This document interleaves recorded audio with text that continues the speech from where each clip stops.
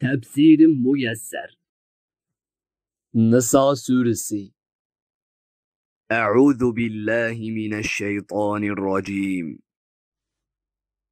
Allahqa va uning payg'ambari Muhammad alayhissalomga iymon etish bilan dillari aram topgan. Allohga itoat qilishda ching to'g'an kishilarni qasrlarining va dal daraxtlarning ostidan o'sanglar eqib turadigan jannatlarga kirgizamiz. Ular o jannatlarda ne'matlardan mangu bahramand bo'ladi. Ular o jannatlardan hargiz chiqarilmaydi. O jannatlarda ularga Alloh tarafdan pok qilgan juftlar bo'ladi. Ularni jannatning mangulik soyasiga daxil qilamiz. Shubhisizki Alloh sizlarni har qanday omonatni egisiga qaytarishga buyuradi. Shunga uningga xiyonat qilmanglar. Allah yana sizlarni kishilarning orasida hukm qilganda adolat bilan hukm qilishga buyuradi. Allah sizlarga nima degan yaxshi o'gitlar beradi. Cheksizki Allah so'zlaringlarni anglab turg'uchidir. Niyatinglarni bilib turg'uchidir. Barliq amalinglarni ko'rib turg'uchidir. Ey Allohga, uning payg'ambariga iymon keltirgan va islom shariatiga amal qiladigan kishilar. Allah'ның әмір пәрманларını qabul qilsanglar, Allah'a asilik qilmanglar. Peygamber aleyhisselam elib kelgan haq dinni qabul qilinglar. O'zinglardan bo'lgan ish ustidagilarga Allah'a asilik bo'lmaydigan ishlarda itoat qilinglar. Agar sizlar biror masalada ixtilof qilishib qolsanglar, sizlar Allah'a va oxirat kuniga haqiqiy ishonadigan bo'lsanglar, bu to'g'rida Allah'ның kitobiga ve onun peygamberi Muhammed aleyhisselam'ның sünnetiga, yani iş izlerine müracaat kılanglar. Allah'ның kitabıga ve peygamberinin sünnetiga müracaat kılış sizler için talaş tartış kılışkandan ve öz rayınlar bilen iş görgenden elbette yaxşıdır. Netice itibarı bilen en güzeldir. Ey peygamber, sana nazil kılıngan Kur'an'a ve senden ilgiri nazil qilingan kitaplarga iymon keltirdik davagan munofiqlarni bilmamsan. Ular tağutni inkar qilishga buyurilgan turib, o'zlarining davolarini Allohning shariatini tashlab qo'yib, tağutning hukm qilishiga sunmoqchi bo'layotadi. Shayton ularni to'g'ri yo'ldan qattiq ozdirishga urinadi. Bu oyat haqiqiy iymonning hamma ishda Allohning ko'rsatmalariga to'liq bo'ysunishni ve barliq dava ishlarini Allohning kitobida belgilangan qonun bo'yicha bir taraf qilishni talab qiladiganligini ifodalaydi. Buningga binoan Allohdan boshqasining qonuni bo'yicha hukm qilib turib, o'zini mu'min deb sanagan odam yolg'onchidir. Ularga nasihat qilib, Alloh nozil qilgan kitobga va Allohning payg'ambari Muhammad alayhissalom tarafga kelinglar deyilsa, ularning darhol sendin qattiq yuz o'rganligini ko'rasan. Ey payg'ambar, sening oldinga kelib, Allohning nomini atab yolg'ondan qasam qilgan holda, biz faqat yaxshilik va yarashishni maqsad qilgan edik degan ashu munofiqlarning qilmishlari tufaylidan beshiga biror falokat kelgan chaqda ularning holi qandoq bo'lar? Ani shularning dillaridagi munofiqlikni Allah obdan biladi. Ey payg'ambar, sen o munofiqlarni qo'yib turg'in. Ularni qilmishlarining yomonligidan ogohlantirg'in. Ularning diliga ta'sir qilgudek so'zlarni qilg'in. Biz barliq payg'ambarlarimizni Allohning irodasi bilan faqat uning itoat qilinsin debla avatdik. Sen itoat qilmay o'ziga zulm qilgan ashu munofiqlar sening oldinga kelib Allohdan mag'firat tilagan bo'lsa, sen ular uchun mag'firat tilagan bo'lsang, albatta ular Allohning tavbini qabul qilguvchi nihoyatda mehribon zot ekanligini bilib qoladi. Allah o'z nomi bilan qasam qilib dediki: Ey payg'ambar, ular o'z orasidagi datalashda sen hayot vaqtingda san hukm qildirmoqcha Sen olamdan o'tgandan keyin sening sunnatingga murojaat qilib hukm chiqarg'izmag'icha, ondan sening chiqargan hukmingga dillarda qilchi g'um qolmasdan rozi bo'lmag'icha va sana butunlay bo'ysunmag'icha iymon etgan bo'lmaydi.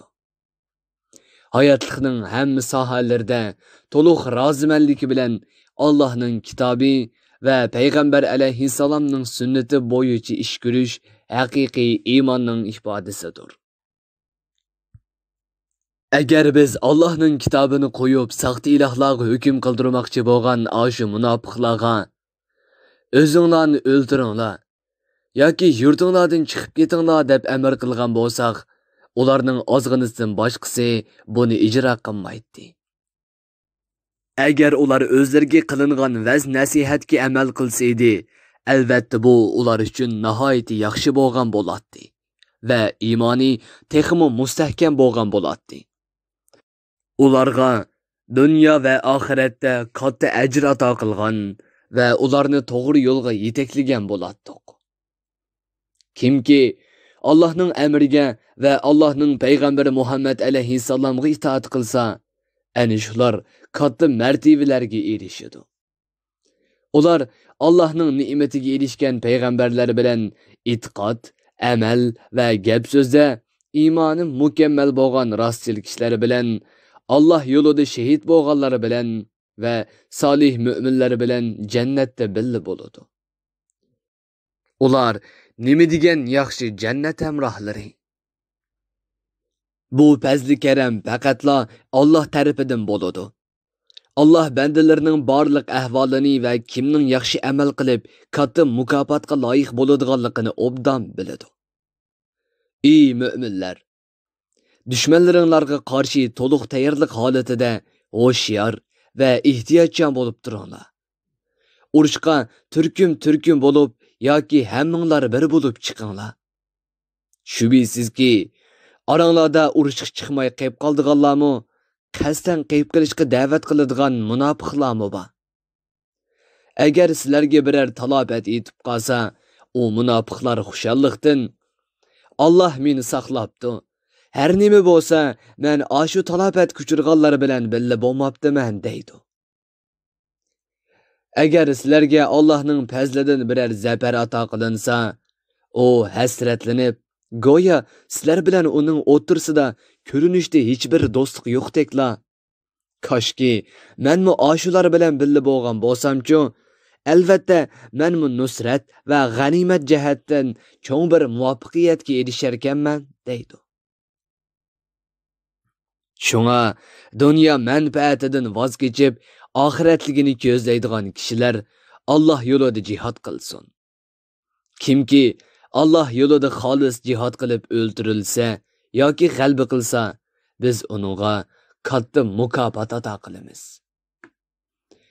Ey mu'minlar, sizlar nima uchun Allohning dinini ustunlikka ega qilish yo'lida va ey Rabbimiz, aholisi kufrlik qilib o'zga zulm qilgan va mu'minlarga aziyat qilgan Makka shahridan bizni chiqargin.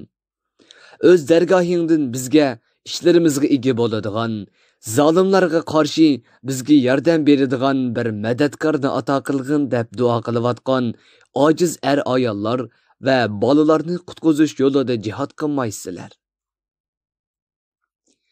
E'tiqodida va amalida rostchil bo'lgan mu'minlar Allohning dinini va islom ahlini qo'g'dash yo'lida jihad qiladi.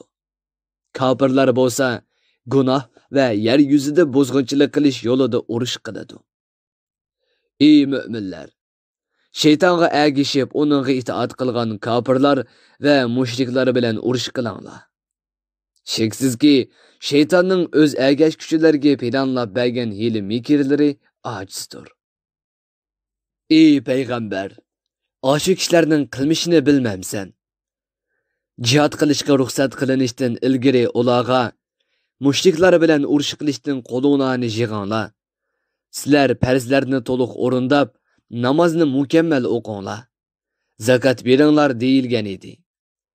Ammo jihad farz qilinavdi, ularning bir turkumi dushmandan xuddi Allohdan qo'rqqandek, balki uningdan bakrak qo'rqib ketganlikdan dunyo manfaatini ko'zlab, Ey Rabbimiz, bizga nima uchun jihodni farz qilding? Bu farzni bizga yaqin vaqtga qadar kechiktirgan bo'lsang-chi dedi. Ey payg'ambar, ularga aytqinki, dunyoning manfaati ozdir. Allah buyurganni o'rindab, Allah ma'ni qilgan ishlardan yiroq turadigan taqvodor kishilar uchun oxirat va uningdagi ne'matlar eng yaxshi va mangulikdir. Oxiratda sizlarning qilchilik yaxshi amalinglar bo'lsa-mu, u hargiz kemaytilmaydi. Hech kimga qilchilik oval qilinmaydi. Sizlar qayerda bo'lsanglar bo'linglar, hatto sizlar urush maydonidan yiroq mustahkam qal'alarda bo'lgan taqdirdimi, ajlinglar kelsa, o'lim sizlarni albatta topadi. Agar u munofiqlar dunyo manfaatlaridan o'zlarini xushal qiladigan biror narsaga erishsa, uni Allohga mansub qilib, bu Allohdan bo'ldi deydi. Agar biror ziyon zahmatga uchrasa, o'zlarining nodonligidan uni Muhammad alayhissalomga döngab, bu sendan bo'ldi deydi. Ular hamma ish Allohning taqdiri va o'rinlashtirishi bilan bo'ladiganligini bilmaydi. Bu qavmga nim bo'ldikin, sening hech bir so'zingni tushunay demaydi. Ey inson, sana kelgan har qanday yaxshilik va ne'mat Allohning fazlidandir. Sana yetgan yomonlik va jafo o'z xatoligingdan va o'z gunohingdandir. Ey payg'ambar, seni biz barliq insonlarga payg'ambar qilib avatdik. Sening mas'uliyating ularga Rabbingning dinini yetkazishdir. Sening haq payg'ambar ekanligingga guvohlik bo'lishga Alloh yetarlikdir. Tafsirim muyassar. Bir guruhi ulamolar nashrga tayyorlagan. Tarjima qilguvchi Muhammad Yusuf Muhammad Tursun. Muharrir Abdurrahim Davlat. Korrektor Abdulaziz Aqxun. 2020-yili yanvar 1-nashri. Teklimakan Uyg'ur nashriyoti tarafidan nashr qilingan. Mikrofon oldida İmran Abdug'ani Sadai. Bu asar avlod detallarida tarqitildi.